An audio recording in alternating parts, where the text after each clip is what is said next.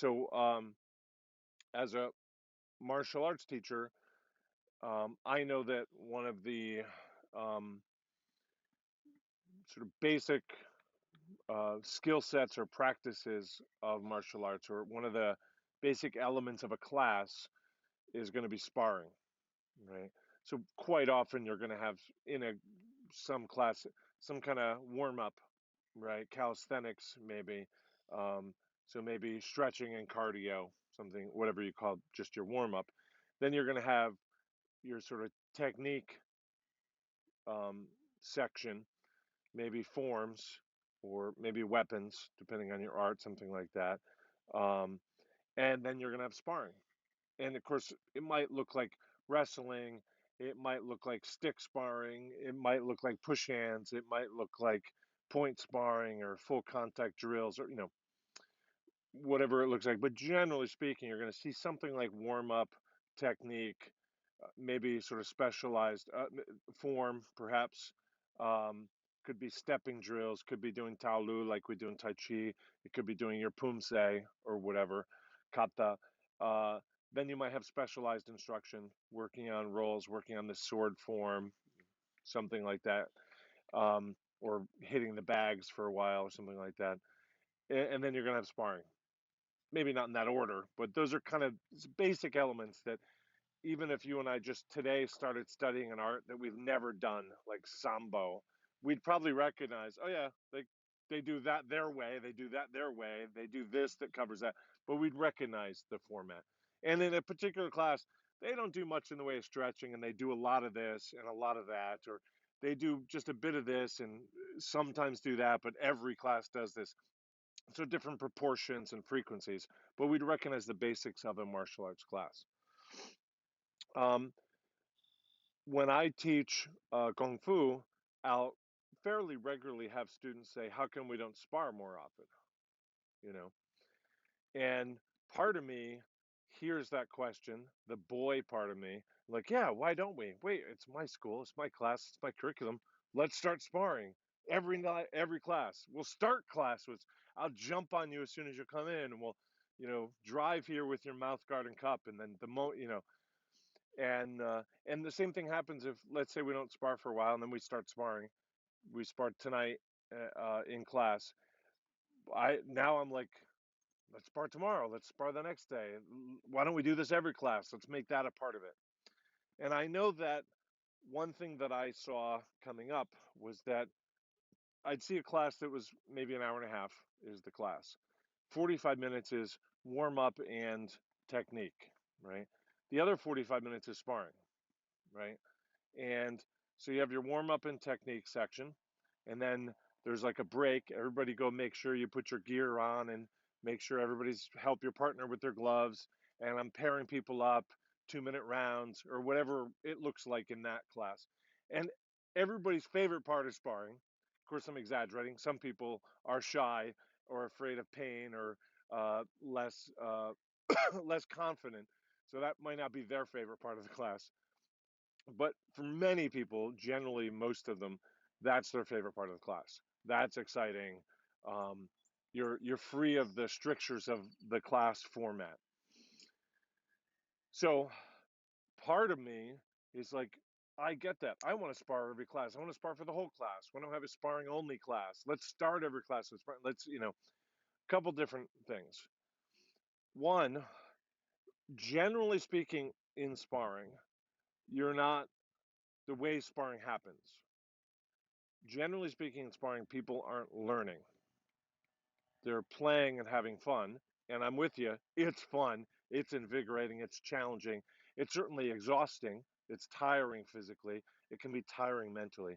But generally, people aren't learning.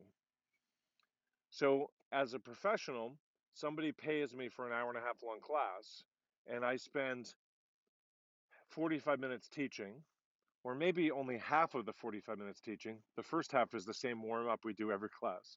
And then I have to teach. And then the second half of the class, so in my model, 45 minutes, is not teaching. All I'm just doing is cheering, coaching, maybe a little refereeing, kicking people. It's just fun for me. Okay, now this time, you two ladies. After that, Ethan, you and Philip are up. Or let's try it with no kicks this time. Or let's go for a 4 minute round. I'm just having fun, being a referee, a little bit of a cheerleader, a little bit of a coach. It's the easiest teaching of my career, but I'm getting paid to teach for an hour and a half, and half of the class I don't teach. And the truth is, probably half of the other half I don't teach. So ultimately, what I see is that a class will be the last third is sparring, the last half is sparring, the last 20 minutes is sparring, something like that, quite often. And again, it could be boxing for 2 rounds in the ring. It could be rolling on the mat. It could be throwing in judo style, like fencing, whatever, but just calling it sparring. And everybody's paying the same price per minute to be in the class, to be taught. But the teacher is only teaching for half of the class. Again, I'm just simplifying by saying half. And then generally, because it's so exciting and easy for the teacher, exciting for everybody else, the most fun part, that's why I got into this, to try my stuff. The class tends to expand the amount of time that's spent sparring, which means you're paying more for less teaching. So as a teacher, I'm less challenged to teach, and I'm basically lying to you, taking your money to teach you, and then spending more and more time not teaching you, just having the fun, easy part of my job. And nobody complains because so many people love it. So my hesitancy to over spar is rooted in that recognition. Of course, I'm saying this in a way, hopefully, that makes it clear that I'm not saying it's wrong to spar. It's always bad. Every teacher does it wrong, or all classes have this format. But just as a general understanding of how the arts go. So I tend to um, swing the other way with the pendulum towards less sparring so that I'm more on the spot to teach during your time with me. And and I'll take the hit for that. Like, yeah, I should probably let people spar a little bit more because there's value there. But I definitely swing the way like, let me get away from the easy. It's harder for me to look at you and go, "There's 10 minutes left. What else? Okay, well, let's come up with something else to teach." Rather than just, you two guys spar. I haven't thought of what to do next. Go another round. Good job, John. Good job, Kevin. Watch your legs, Michelle. That's not really teaching. I'm not saying that to coach is not its own challenge and you can be a professional at it and it takes quite a bit. But in this context, I'm not being asked to teach. And the reason, the way I want to kind of explain this is that if we uh, consider um, that you and I are going to grab the basketball and shoot hoops for a little bit. And somebody else comes over as we finish up the basketball and we say, hey, we just shot hoops. What that person is going to say is, who won, right? How'd you do against him? And it might not be a gross, like who got to 21 first or who spelled horse or something like that. It might not be that gross. It might be like, did you dunk on him more than he dunked on you? Do you still have your 3-point shot? But it's sort of a competitive view of what happened. And similarly, if you and I are shooting hoops and it's 7-7, neither of us is going to say, let's call it an evening. That would be so weird, right? Unless my knee went out or something, we're going to find a reason to find out who won before we stop. And even if we decided to say, let's play for 10 minutes, which would be weird for basketball, but we might. At the end of 10 minutes, if it's 7-7, you can bet we're going to say next one wins or just one more or so, because it would feel weird, even though the timer goes off, to be tied, right? And however, if you and I were out here and we found a frisbee and we started throwing the frisbee, and then somebody walked over and said, hey, what's going on? Hey, we were just tossing the frisbee. That person would say, did you have fun? Did you make any particularly cool catches? Completely different question. Nobody would say, well, who won? Or did you throw it further than ever? Or did you jump the way you used to jump? There wouldn't be a competitive view of it. There would be a fun based view. Similarly, never mind the person coming over, you and I are throwing the frisbee. At some point, oh, the sun's a little low. It's been getting in my eyes. I'm getting like a little tired. I could go for a drink. Yeah, what do you think? We're good? That's good. Yeah, let's head in. We would just decide based on our bodies. I'm getting a little tired. I don't want to run around anymore. I'm old. Or the sun's getting a little bit much. Or that last one kind of jammed my finger a little bit. Let's just call it a night. That's fine. And you'd be like, oh, cool. I a few more minutes in me, but that's fine. So the view of the frisbee is different than the view of basketball. And these two things are called finite games and infinite games. An infinite game is the frisbee game, represented by the frisbee game. A lot of games are infinite games. Finite games are what we see in sports leagues. There's a timer where there's to a certain number of points, and that's when we stop. So the finite game must have a bound set before it starts. Or if you're on the playground, you play for a bit and then you go, all right, we're both at 7, let's play till 10. But at some point, we decide where it ends. When the sun goes down at 10 points, after 15 minutes, after two halves, whatever. But in infinite game, we don't decide the bounds first. We just reference our relative enjoyment. Like my knee's starting to bother me more than I'm having fun. That's enough. Or I'm still into this. I got some energy. Let's just throw a few more. These two things are completely different ideas. Now, sparring. If you think about what happens, picture your classmates, 12 classmates, you go up to spar against him, you have your match. As soon as it's over, he got you good. Hey, you're doing better with your jab. That looked fun. Awesome energy.